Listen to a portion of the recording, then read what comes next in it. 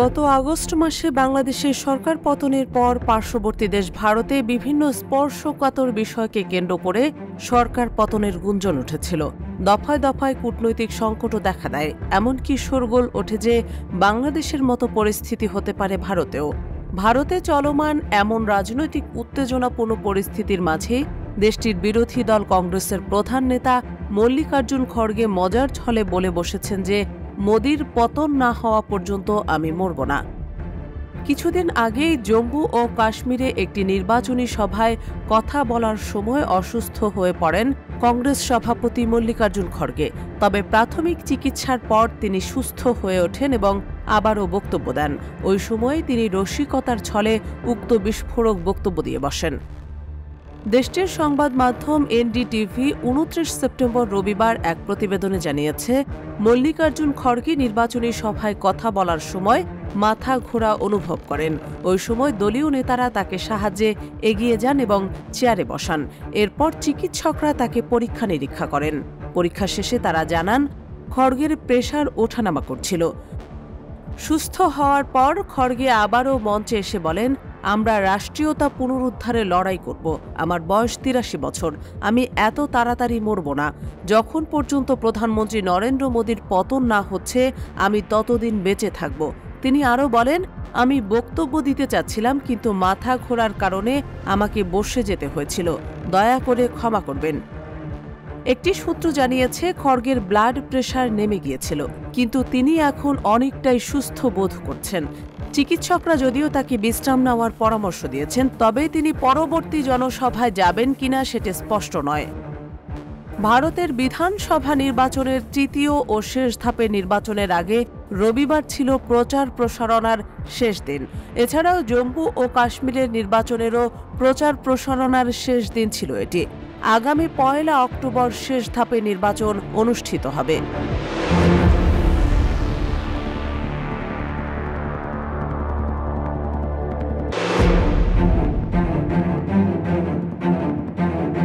বাংলাদেশের সরকার পতনের পর থেকেই ভারত বাংলাদেশ সম্পর্কের এক ভিন্ন রূপ দেখছে দক্ষিণ এশিয়া।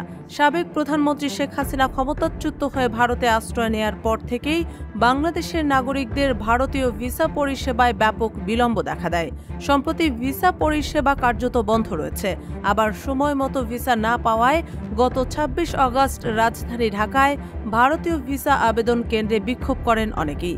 এই প্রেক্ষিতে বাংলাদেশের নাগরিকদের ভিসার আবেদনের ক্ষেত্রে অবস্থান স্পষ্ট করেছে ভারতের পররাষ্ট্র মন্ত্রণালয়। জানিয়ে দেওয়া হয়েছে যে আপদকালীন এবং চিকিৎসার প্রয়োজন ছাড়া আপাতত বাংলাদেশি নাগরিকদের ভিসা দেওয়া হচ্ছে না। ২৯ সেপ্টেম্বর রবিবার রাতে কলকাতার সংবাদ মাধ্যম আনন্দবাজারে প্রকাশিত প্রতিবেদন সূত্রে এ খবর জানা গেছে। ভারতের পররাষ্ট্র মন্ত্রণালয়ের মুখপাত্র রণধীর জেসওয়াল বলেছেন, আপাতত বাংলাদেশিদের চিকিৎসার এবং জরুরি প্রয়োজনে ভিসা দেওয়া হচ্ছে। যখন বাংলাদেশের পরিস্থিতি স্বাভাবিক হবে তখন পূর্ণমাত্রায় কাজ শুরু হবে এবং ভিসা প্রদানও স্বাভাবিক হবে।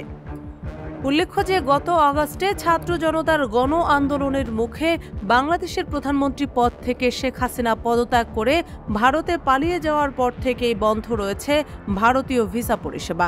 পরে ভারতীয় দূতাবাসের বহু কর্মীকে ভারতে ফিরিয়ে নেয় দেশটি। পরিস্থিতি কিছুটা স্বাভাবিক হওয়ার পর ভারতীয় ভিসা কেন্দ্রগুলিতে পুনরায় কাজ শুরু হলে সেখানেও বিক্ষোভ শুরু করেন অনেকে। স্লোগান উঠে, এক দফা এক দাবি, ভিসা চাই ভিসা চাই। এর জেরে ফের ব্যাহত হয় কার্যক্রম।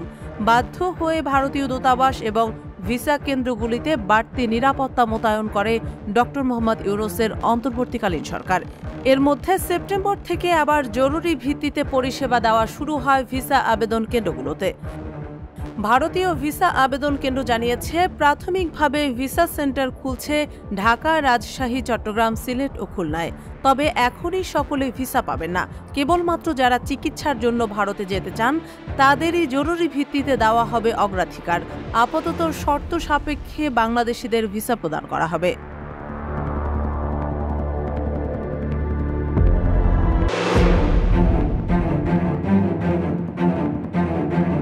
বিশ্বে চলমান যুদ্ধময় পরিস্থিতির মাঝেই বহু দেশ ক্ষমতার শ্রেষ্ঠত্বের প্রতিযোগিতায় এগিয়ে থাকতে ব্যস্ত। সম্প্রতি জানা গেছে, বিশ্বের অন্যতম পরাশক্তি রাশিয়া ও চীনকে টেক্কা দিতে চেষ্টা করছে তুরস্ক। এরই ধারাবাহিকতায় আফ্রিকার বিভিন্ন দেশে বাণিজ্য সম্প্রসারণ ও আধিপত্য বিস্তার করতে উদ্যোগ নিয়েছে তুরস্ক সরকার। তবে ইতিমধ্যে মহাদেশটিতে চীন ও রাশিয়ার শক্তিশালী উপস্থিতি থাকায় তুরস্কের জন্য কাজটি কিছুটা কঠিন হয়ে দাঁড়িয়েছে। তবে আফ্রিকা মহাদেশে কৌশলগত অবস্থান বাড়াতে সম্প্রতি আঙ্কারা বেশ কিছু কার্যক্রম হাতে নিয়েছে। তুরস্কের বাইরে তাদের সবচেয়ে বড় সামরিক ঘাঁটি সোমালিয়ার রাজধানী মোগাদিশুতে। সাম্প্রতিক সময়ে প্রতিরক্ষা ও নিরাপত্তা ইস্যুতে কয়েকটি চুক্তির পর মোগাদিশু তুরস্কের সেনাবাহিনীর সবচেয়ে বড় ঘাঁটিতে পরিণত হয়েছে। ইতোমধ্যে সোমালিয়ায় অফশোর তেলের খনি সন্ধান ও সামরিক সহযোগিতা বৃদ্ধির মাধ্যমে সেখানে একটি নতুন মিসাইল পরীক্ষা কেন্দ্র চালুর চেষ্টা করছেন এরদোয়ান।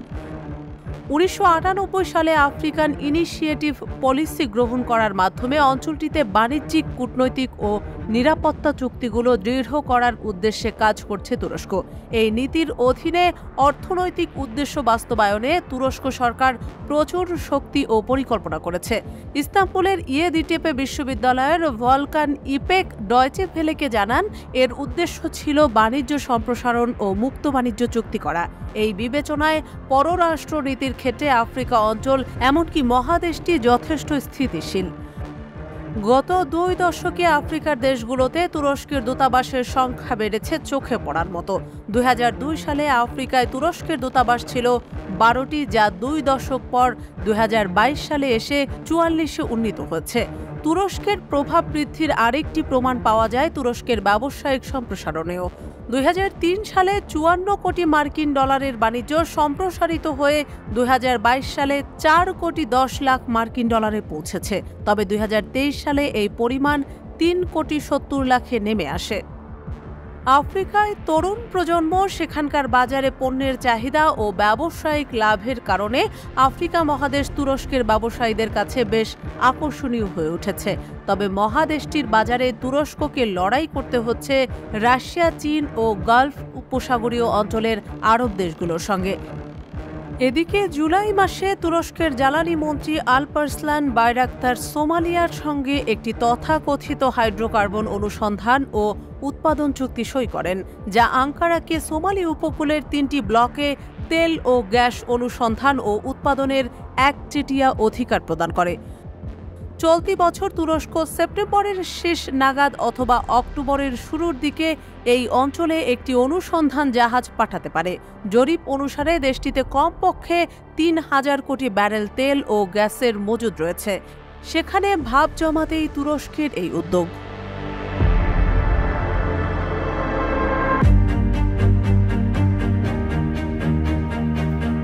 দখলদার ইসরায়েলি বাহিনীর নৃশংস আগ্রাসনে ধ্বংসের পথে পুরো মধ্যপ্রাচ্য অঞ্চল।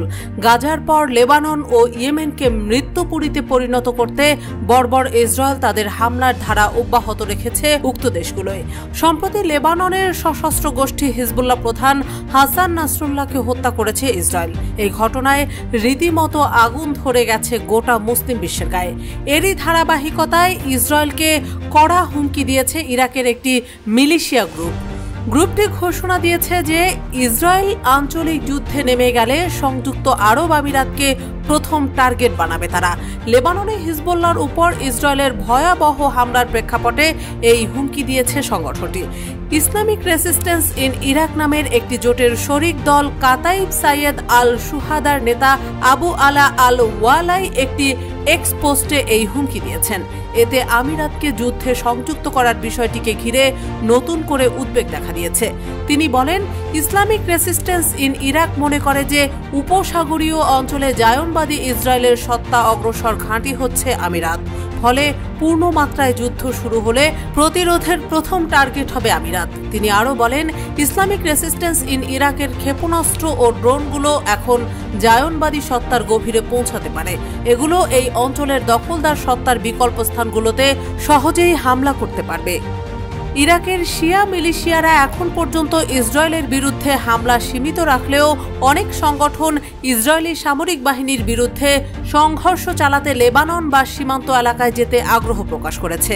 এর ফলে সংঘর্ষ ব্যাপকভাবে ছড়িয়ে পড়তে পারে বলে আশঙ্কার সৃষ্টি হয়েছে। এদিকে ইরাকের উক্ত মিলিশিয়া গ্রুপটি গাজা যুদ্ধের পর থেকে কয়েকবার ইসরায়েলের বিভিন্ন অংশে সফলভাবে হামলা চালিয়েছে। অন্যদিকে সংযুক্ত আরব আমিরাত 2020 সালে ইসরায়েলের সাথে সম্পর্ক স্বাভাবিক করে। বিতর্কিত মার্কিন সমর্থন পুষ্ট আব্রাহাম অ্যাকর্ড এর অন্যতম অংশীদার হল আমিরাত। ফলে ধারণা করা হচ্ছে কাতাইব সায়েদ আল সুহাদা বর্বর ইসরায়েলে বড় ধরনের কোনো আঘাত হানতে আমিরাতকে কার্যত সহজ পথ বলে বিবেচনা করছে।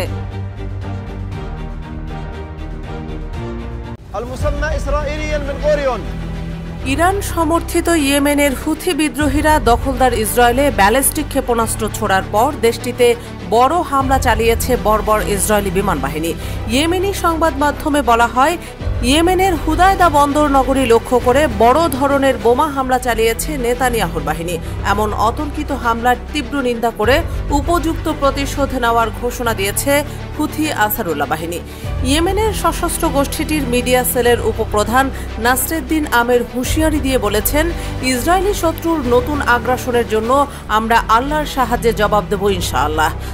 রবিবার হুদায়দা বন্দর নগরীতে বড় ধরনের বিমান হামলা চালায় ইসরায়েলের বর্বর বাহিনী। এই হামলার পরই আমের তার এক্স হ্যান্ডেলে দেওয়া এক বার্তায় উক্ত প্রতিশোধের অঙ্গীকার করেন।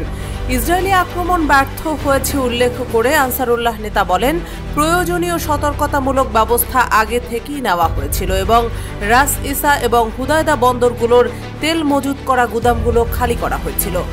নাসরুদ্দিন আমের এ সময় জোর দিয়ে বলেন, ইসরায়েলের এ ধরনের আক্রমণ ইয়েমেনের সেনাবাহিনীকে ফিলিস্তিনি জনগণের প্রতি সমর্থন দেওয়া থেকে বিরত রাখতে পারবে না।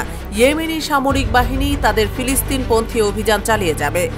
আমের আরও বলেন, ইসরায়েলি শত্রু যে আনন্দে বিভোর হয়েছে তা তাদের জন্য গুরুতর পরিণতি বয়ে আনবে এবং তারা অবশ্যই এর ফল ভোগ করবে।